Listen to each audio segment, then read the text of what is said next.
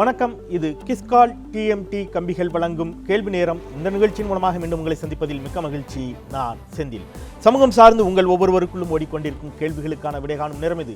அந்த வகையில் இன்றைய கேள்வி நேரத்தில் நாம் விவாதத்திற்கு எடுத்துக்கொண்டிருக்கக்கூடிய பொருள் திரையில் பார்க்கலாம்.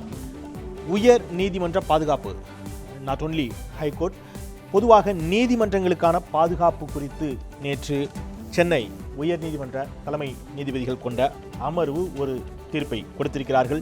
சென்னை, மதுரை உயர் நீதிமன்றங்களுக்கு மத்திய தொழிலக படை பாதுகாப்பு அளிக்க வேண்டும், மத்திய மாநில அரசுகளுக்கு தலைமை நீதிபதி உத்தரவு என்று இந்த செய்தி வந்திருக்கிறது. கவனிக்கப்பட வேண்டிய விஷயம் என்னவெனில், இதில் உயர்நீதிமன்றத்தில் தமிழை வழக்காடு மொழியாக அறிவிக்க கோரி சென்னை உயர்நீதிமன்றத்தில் நேற்று குறிப்பாக தலைமை நீதிபதி தலைமையிலான முதலாவது நீதிமன்றத்திற்குள் வழக்கறிஞர்கள் சிலர் தர்ணா போராட்டத்தில், உள்ளிருப்பு போராட்டத்தில் ஈடுபட்டிருக்கிறார்கள். நேற்று மாலை வரை இந்த போராட்டம் நீடித்திருக்கிறது. இதன் வெளிப்பாடாக நீதிபதிகளுக்கும் நீதிமன்றங்களுக்கும் பாதுகாப்பு இல்லாத ஒரு சூழல் இருக்கிறதோ என்ற ஒரு அச்சத்தின் விளைவாக இதுபோன்ற தீர்ப்பு வெளியாகி இருக்கிறது என்று இன்றைய ஊடகங்கள் இதை செய்தியாக கொடுத்திருக்கிறார்கள். வழக்கறிஞர்களின் மீது நடவடிக்கை எடுப்பதற்கு காவல்துறை தயங்குகிறது. காரணம், கடந்த காலங்களில் வழக்கறிஞர்களுக்கும் காவல்துறையினருக்கும் இடையில் ஏற்பட்ட சில மோதல் சம்பவங்கள். அதன் வெளிப்பாடாக வழக்கறிஞர்களின் மீது நடவடிக்கை எடுப்பதற்கு காவல்துறை தயங்குகிறது. எனவே மத்திய தொழிலக பாதுகாப்பு படையினுடைய பாதுகாப்பு அளிக்கப்பட வேண்டும் என்று வந்திருக்கக்கூடிய அந்த தீர்ப்பு குறித்தே நாம் இன்றைக்கு விரிவாக விவாதிக்க இருக்கின்றோம்.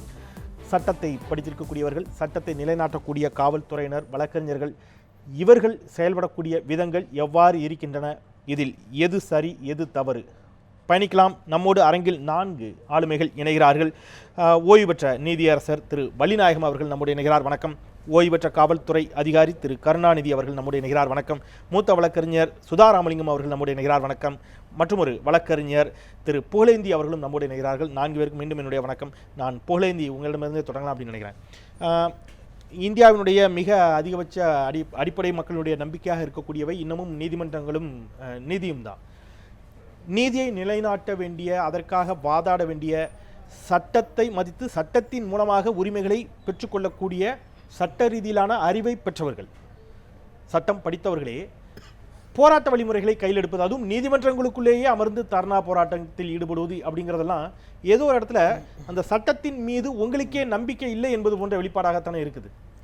இல்லை, அவங்க எடுத்துக்கொண்ட அந்த கோரிக்கை என்பது இந்த உயர்நீதிமன்றத்தை பெயரை தமிழ்நாடு உயர்நீதிமன்றம் என்று மாற்ற வேண்டும். என்னென்னா மற்ற மாநிலங்களிலே அந்தந்த மாநிலங்களின் பெயரில் தான் இருக்கிறது. அதனால தமிழ்நாடு உயர்நீதிமன்றம் என்று மாற்ற வேண்டும். 2வது, உயர்நீதிமன்ற மொழியாக தமிழை அறிவிக்க வேண்டும் என்று தான் அவர்கள் போராடினார்கள். ஏனென்றால் இப்போ மற்ற கிட்டத்தட்ட 4 மாநிலங்களிலே இந்தியாவிலே இந்தியை அந்த நீதிமன்ற மொழியாக, உயர்நீதிமன்ற மொழியாக ஆக்கியிருக்கிறார்கள். ஆகவே சட்டத்தின் முன் அனைவரும் சமம் என்கிற போது இங்கு பரந்துபட்ட தமிழகத்திலே தமிழ் பேசக்கூடிய மக்கள் இருக்கிறார். அவர்களுடைய வழக்குகளை விசாரிக்கக்கூடிய நீதிமன்றம், கீழமை நீதிமன்றங்களிலே தமிழ் ஆட்சி மொழியாக இருக்கிறது. அதே வழக்குகளின் அடிப்படையில் தான் உயர்நீதிமன்றத்திலும் அந்த வழக்குகளை விசாரிக்கிறார்கள். ஆகவே உயர்நீதிமன்றத்திலும் தமிழை கொண்டு வர வேண்டும் என்று அவர்களுடைய கோரிக்கை நியாயமானது.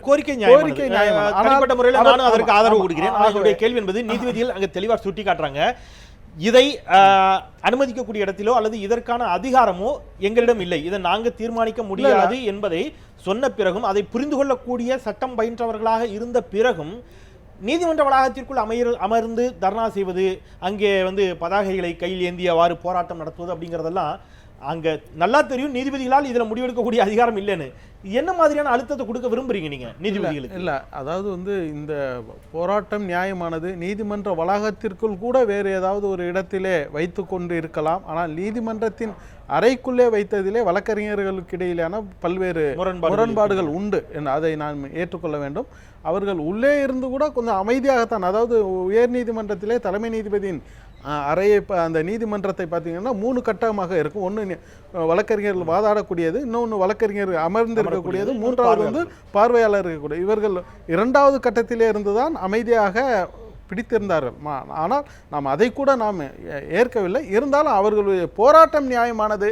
ஆனால் அவர்கள் போராடிய இடம் வேறு உயர்நீதிமன்றத்தில் வேறு இடத்தில் வைத்திருக்கலாம் என்பதுதான் இதுல காவல்துறை நடவடிக்கை எடுக்க முடியாத இடத்தில் இருக்கிறது அப்படிங்கிற நீதிபதி குறிப்பிடுகிறார்.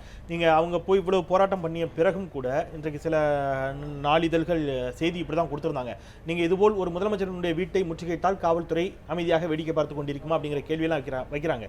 அப்போ நீதிமன்றத்திற்குள் நீதிபதிகளின் விசாரணை அமர்விற்குள்ளேயே தலைமை நீதிபதிகள் கொண்ட அமர்வுக்குள்ளேயே இது போன்று நடக்குது அப்படின்னு சொன்னா காவல்துறையால் எந்த நடவடிக்கை எடுக்க முடியல. ஏன்னா கடந்த காலம்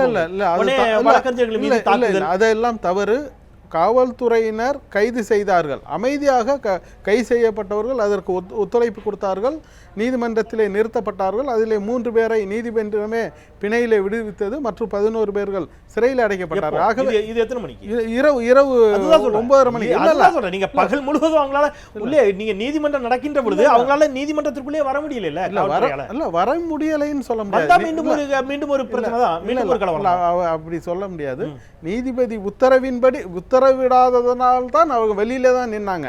நான் அந்த இடத்திலே கிட்டத்தட்ட 8:30 மணி வரை நான் அவர்களோடு தான் இருந்தேன். அந்த போராட்டம் நடக்கும்போது அந்த இடத்துல இருந்தேன். உயர்நீதிமன்ற தலைமை நீதிபதியின் தலைமையிலே நீதிபதிகள் கூடப்பட்டது சொல்றீங்க. ஆனா தலைமை நீதிபதி சொன்ன விஷயத்தை நாங்கள் சுட்டிக்காட்ட விரும்புகிறேன். இன்று காலை, அதாவது நேற்று 10:30 மணிக்கு வழக்கம் போல நீதிமன்றம் கூடியதும் கோட் அணிந்த வழக்கறிஞர்களும் மற்றவர்களும் குழந்தைகளுடன் வந்து நீதிமன்றத்தில் தமிழை வழக்காடு மொழியாக அறிவிக்க உத்தரவிட வேண்டும் என்று கோரினார்கள். இதுபோல நடக்கப் போகிறது என்று தலைமை நீதிபதி அலுவலகத்துக்கு கிடைத்த ரகசிய தகவலின் அடிப்படையில் அத்தகைய சூழ்நிலையை தடுக்கும்படி காவல்துறை அதிகாரிகளுக்கு உத்தரவிடப்பட்டது. இது முதலே சொல்லியிருக்கிறாங்க.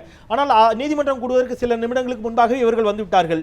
வந்தவங்களை திருப்பி வெளியில அனுப்புறதுல காவல்துறைக்கு சற்றே தயக்கமும் பிரச்சனையும் இருக்குது. இதுக்கு கடந்த கால அனுபவங்கள் காரணம் அப்படிங்கிறதா அங்க இல்ல நீதிமன்றங்கள் கரெக்டா அவங்க வந்து நீதிமன்றம் தொடங்கினதுக்கு பின்னாலதான் அவங்க உள்ளே போறாங்க. ஆகவே வந்து எல்லா காவல்துறையும் அதிகாரிகளும் இருக்கிறாங்க. அவங்களுக்கு அனுமதி இல்லாதனால அவங்க கைது செய்யாம இருக்காங்க. ஏன்னா நீதிமன்றத்துக்குள்ள வந்து கைது செய்வதற்கு கண்டிப்பாக தலைமை நீதிபதி அனுமதி இல்லாம நீங்க கைது பண்ண முடியாது நீதிமன்றத்துக்குள்ள. அதனாலதான் அந்த அனுமதிக்காக காத்திருக்கிறார்கள்.